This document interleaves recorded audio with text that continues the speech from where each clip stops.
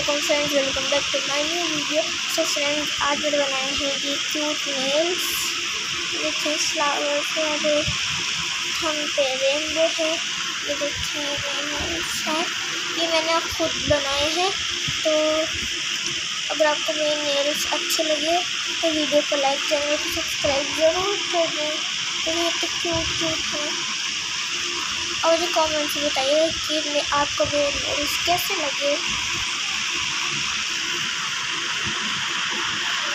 इतनी cute small मैंने चीज़ें बनाई हैं और मैं इतना टाइम लगा मुझे, क्योंकि इतनी लाइट वेट थी।